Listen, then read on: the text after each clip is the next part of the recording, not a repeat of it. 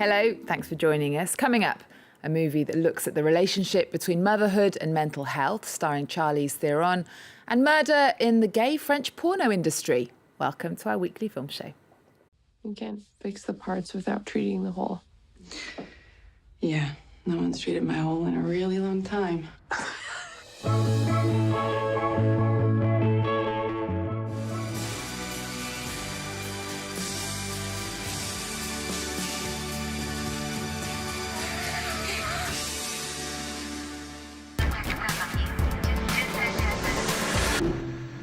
And we're joined in the studio by our film critic Lisa Nesselson. Hello, Lisa. Hello, Eve. Now, Charlize Theron won the Best Actress Oscar in 2003 for her performance as a real-life serial killer in Monster. Out in France this week is Tully. How does she fare? Is she as good as ever? Oh, that's a silly question. She's stupendous. And what's more important, she's acting in the service of a bittersweet and entertaining story worth telling. Tully is about the physical and emotional demands of motherhood, about how once you're on that roller coaster of being a parent, you can't resign from the job of being a grown-up. Theron was terrific in Jason Reitman's Young Adult in 2011 as a less than mature, frankly irresponsible author of books for kids. Roger Ebert, who is on my T-shirt today, called Theron's work, quote, one of the greatest performances in the history of cinema, end quote. When we meet her here, paired with the same director and the same screenwriter, Diablo Cody, she's a married mother of two named Marlo, about to give birth to a third child at age 41. Theron, who is as talented as she is gorgeous, absolutely delights in downplaying her looks. Tully is about the toll that sleep deprivation takes on parents. Marlo's yuppie brother and his wife have 3 kids too. Unlike Marlo, they also have lots of money. Let's take a look at a tempting offer. You know what a night nanny is. Okay, you know what? Everybody does it. It's just like a regular nanny, except they come at night. You know, they stay over for a few weeks or a month, and they take care of the baby at night so mom and dad can get some sleep. It's no big deal. I don't want a stranger in my house bonding with my newborn every night. It's like a Lifetime movie where the nanny tries to kill the family and the mom survives and she has to walk with a cane at the end. Right, well, we had a night nanny. I don't remember that. The reason you don't remember it is because she only came at night. Greg, please tell me you didn't hire me one of those people. You have a lot going on. Get over yourself. Call her. She comes highly recommended. France is interested in keeping its birth rate up, so there's lots of financial help for parents, but that's not the case in the United States, is it? No, it certainly isn't. But as far as I know, the French state won't send you a night nanny either, and certainly not one as cool and understanding as Tully is. As soon as Marlo gives in to her brother's generous offer, she can relax a bit, get some sleep, start to feel like herself again. Rekindling her sex life may be a ways off, but Tully is even accommodating where that comes in. Now, society will have you believe that having children is kind of like this. But this movie is not really shy about suggesting that sometimes it's more like this. Take your pick. I can confirm. Theron doesn't get mentioned, though, as an actress in the same way that Meryl Streep or Cate Blanchett does she? Yeah, that's bizarre, and it's true.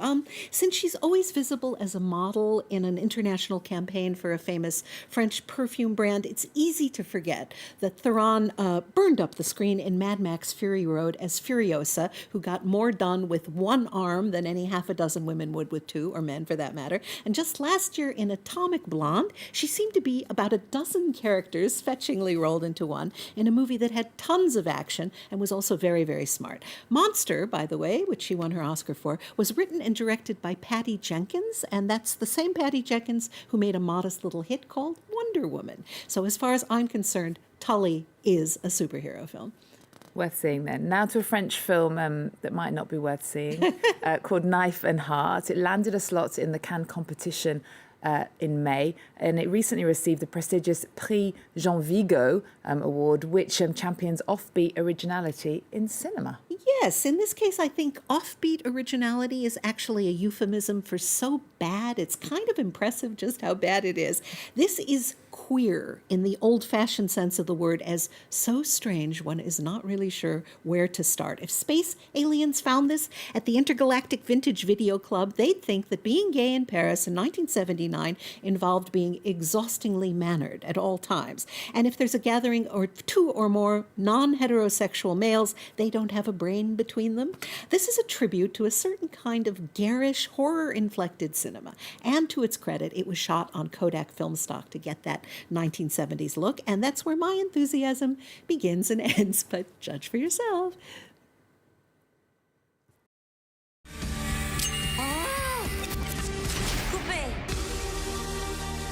Sur le plateau, il était du genre insatiable, les yeux illuminés, à la merci de ses partenaires comme possédés. Vous savez, quand on s'oublie avec l'autre, qu'on ne sait plus où on est, ça vous est jamais arrivé.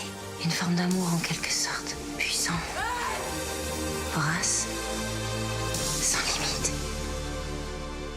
C'était le dernier plan du tueur homo. Bravo. So I get the feeling you didn't like this very much. There's kind of a plot. It's sort of a thriller. Vanessa Paradis, who you may know as the mother of Johnny Depp's children, but who is also a very accomplished singer and actress, plays Anne, an entrepreneurial, very independent producer of gay male porn. She and her film editor, Lois, have just broken up after a passionate 10-year relationship, and Anne, who drinks too much, is really distraught about the loss of her longtime love. Also kind of upsetting is the fact that somebody in a black leather face mask is stabbing a succession of her actors, and the police aren't making much progress, literally, in unmasking the killer. What entertains me more than this entire movie is the fact that France's very serious National Center for Cinema put money into it. So I would have loved to be present at the meeting where decision makers looked at the script and said, before the opening credits, a cute young man is stabbed to death via his rectum with a knife hidden in a substantial dildo. Okay, sign us up.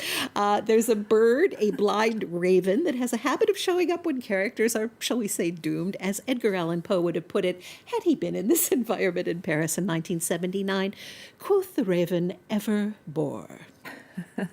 Let's move on now to one of Paris Latin Quarter's most iconic movie theatres. Le Champeau celebrating its 80th anniversary this week. How's this 80-year-old doing? Oh, she's in glorious condition. There's almost always a line to buy tickets at the Champeau, which is heartening because they specialize in re-releases and thematic retrospectives. French people have never formed the bad habit of thinking that because a movie is old, it is worth less, and so they will happily pay full price for a re-release of an older movie. It's about a block away from La Sorbonne, and so generations of students have ducked in to keep up with or discover the classics. François Truffaut wrote affectionately of spending entire days there as a young person. When it looked as if the building might be sold to a supermarket chain a few years ago, the city of Paris stepped in and said, no, you don't. This is a cultural landmark, and it is going to stay that way. And Isabelle Huppert and Bertrand Tavernier are the official patrons for a week of master classes and special screenings featuring the theatre's greatest hits. Indeed, almost 50 films in all, with special emphasis on the work of Jacques Tati, who became the theatre's official sort of namesake in the late 1980s. When it opened in June of 1938, it was one auditorium with 134 seats. It's now two cozy auditoriums, and they've maintained the tradition of the oeuvreuse, the usher who you give a tip to as she tears your tickets. Buster Keaton, Charlie Chaplin, Federico Fellini, Marcel Carné, Bernardo Bertolucci, Alfred Hitchcock. Where but Paris could you ever see their movies on the big screen, one after the other? Happy birthday, Champeau. Happy birthday. Well, while attendance in theatres is down in the United States and in the UK, because I'm doing this because we're representing of our own countries, last year, film going in France was the third highest it's been in the past 50 years. What's France's secret? Well, they have a few, but Sunday, July 1st through Wednesday, July 4th is the annual Fête du Cinéma, which dates back to 1985. It's a coordinated nationwide gift where a ticket to any movie at any theater in France will set you back just €4, about $5, which is more than, it's half or more of the price of a regular ticket. Last year, 3.2 million people went to the movies over the 4 days of the fête, which was double the number of people who bought a ticket just the week before. The booster effect is terrific because people are reminded of how much fun it could be to have that communal experience watching a movie in the dark. And this is a national experience that people can have, isn't it? It's not just in Paris. Absolutely. The National Center for Cinema, the same people who invested in in the gay porn film. Make sure that every part of the country can get in on the fun. If you go to the Nord-Pas-de-Calais region, they have an exhibit about how Christopher Nolan shot his film Dunkirk. And in Bordeaux, Marseille, and Rennes, they're organizing treasure hunts with local film history as the theme. France has the most movie theaters in Europe and is in 5th place for the world, behind China, the US, India, and Mexico, which, if you consider the population of France, means there are way more movie theaters per person than elsewhere, 5,913 screens in total. And here's something unusual. At the Paris Aquarium, a champion freediver will stay in the shark tank holding his breath without oxygen, to be followed by a documentary about Jacques Mayol, who inspired the main character in Luc Besson's generational hit Le Grand Bleu. I hope that was enough information in one sentence.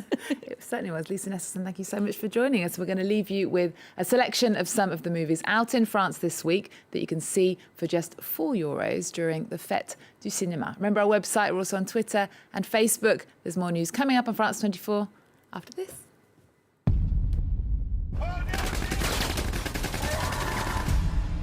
Your objective was to start a war between the Mexican cartels, not with the Mexican government.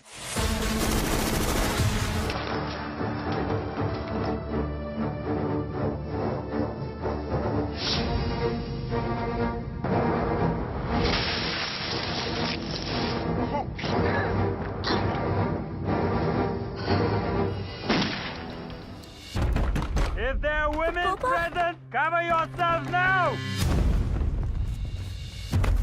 Where is he being taken? To prison.